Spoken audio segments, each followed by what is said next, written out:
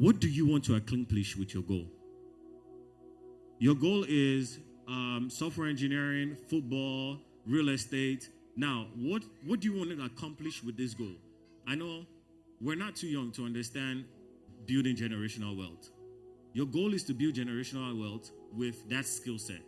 Now, who are people who have broken barriers and created generational wealth off of these skill sets? Now, you have a goal, which is what you're looking forward to. You have what you want to accomplish with this goal. Now, can you do it where you're at the moment? Or do you need the help and the guidance of somebody who has done it before? Where we are at the moment, can we accomplish this by just identifying our mentor or communicating with our mentor? Now, if you look up to this person and you do not communicate with this person, how do you tend to gain knowledge to get a better understanding of what we're into? What am I passionate about? What is that skill set? And I know you and I were of African descent.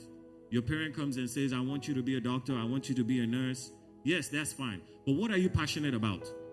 What is that thing that you find interest in?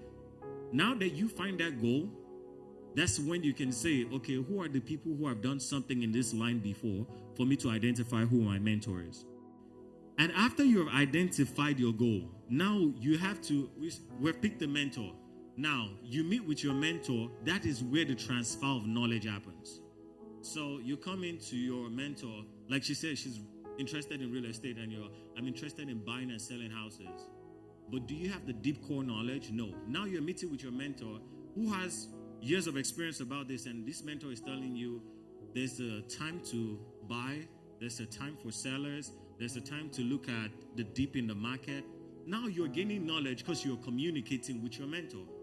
Another step will setting an agenda. Now, accountability is an important part being a mentee. You have to be accountable for the steps that you're taking to reach your goal. Now, you've identified what your goal is. You have a mentor. You have an agenda. Now we have 1, 2, 3, 4 in our agenda. Now you have to be accountable for what movements have I made to hit my first step that will take me to the second step? Have I communicated with my mentor to get the transfer of knowledge that pushes me to step 2? That's another step. Now, this is a very important step here. Be open to feedback and constructive criticism. I know, like to you and I, you want to be the best at everything you do. So when they criticize you, there are times that you are doing your best and you get criticized and you feel some type of way. Let me give you a quick analogy now. I'm not the best at maths, but I want you guys to follow through with me. 7 times 1 is 7. 7 times 2, 14. 7 times 3, 22. 21, oh my bad. 7 times 4, 28. You and I, look at that criticism that you gave me. Why didn't you tell me 7 times 1? I said 7, I was right. 7 times 2, 14, I was good. 7 times 3 is 21. Now I say 22. You're criticizing me. How did I undo that?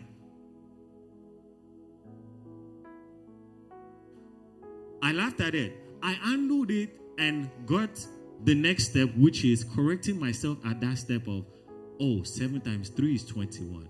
You and I should be open to constructive criticism. Why? This helps you and I learn. These are mistakes that mentor had made that you and I are learning for. He might have taken your mentor 6 months to get it right. But now it's not taking you 6 months to get back on that track. Why? You're open to constructive criticism. The next step will be taking notes. When you get that criticism, take notes, then you go back and self-reflect on that note that you have taken. I seen her taking notes. I seen him taking notes on his phone as well. And I know some people are taking notes in their mind. So that note that you have taken is when you and I now take that note and sit down and reflect over that and sit there and be like, okay, yes, I made this mistake. I could have done better. And the one that ends it all is have a board of mentors. Why? Your mentor spiritually most likely will not be your mentor professionally. Your mentor professionally might not be your mentor in what you find as a hobby.